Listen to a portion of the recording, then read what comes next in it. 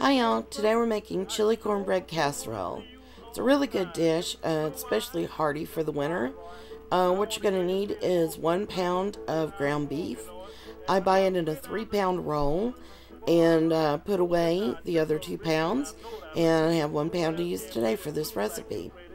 Now, it's a high fat content ground beef, so you will see quite a bit of fat burning off the meat as I'm cooking. But that's okay because we're going to get rid of most of it. First, of course, we'll drain it, which is perfectly normal. But then I'm going to rinse it with hot water. And I'll rinse it a couple of times. And that actually gets rid of almost all the fat and makes it just as good as any lean beef that you would have bought at the store. Now, I've rinsed it now, and you see you don't see the fat there in it anymore. And what you see rising from it is actually steam from the water. So it's a really good trick for buying a cheaper kind of meat. Now this is what I'm going to use for the chili. And now you need 1 can of diced tomatoes to go with the chili packet. 1 can of kidney beans. And then we're going to cook that together for a while. And I do use the packet of chili seasoning because, number one, I get more compliments on that than I do a homemade chili for some reason. And I've tried all kinds of recipes. And also because it's just a lot cheaper than going out and buying every ingredient to put into a homemade chili. It's a lot cheaper and people love it, so it works out great. Alright, now we're going to let the chili simmer and start with our cornmeal. And we just use a corn muffin mix.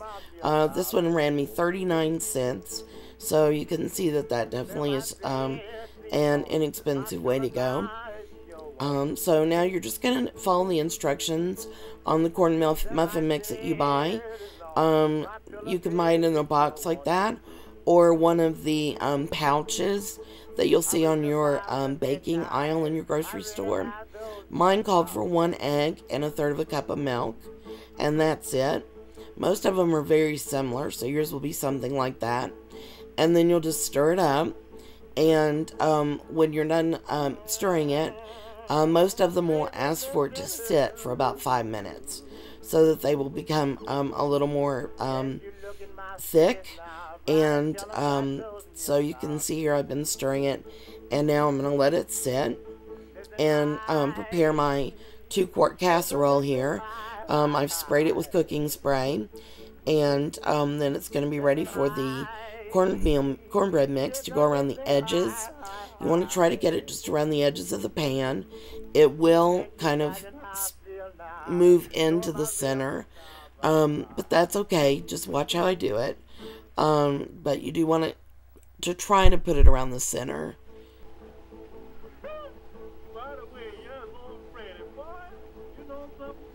Okay, and that's going to creep in there, but that's alright. Now, I'm going to start putting the chili in, and that'll hold back the cornbread, and it'll kind of start covering up the cornbread a little bit, but that's okay. But you don't want to purposefully put the chili over the cornbread. You want to keep the cornbread as visible as possible, but it's going to kind of look like a crust around the sides, and that's exactly what you want. Now, once you finish putting the chili in the center, you're going to put it in a 400-degree oven for 15 minutes. And once you get it out of the oven for the 15 minutes, then we're going to spread the cheese on the chili. And we should be seeing that in any moment. Here we go. And we've had it in for 15 minutes. I've got a cup of cheese there, and just use how much you want. I am going to put down probably about 3/4 cup on mine. You just never know how much it's going to look right. Last time I made this, I used the full cup. So there's how much I had left. And I'm putting it back in the oven now for 5 minutes. And there's my end result. And so there's a chili cornbread casserole for you. Hope you enjoyed the video. Thanks for watching. And you've been in the kitchen with Dinah. blood.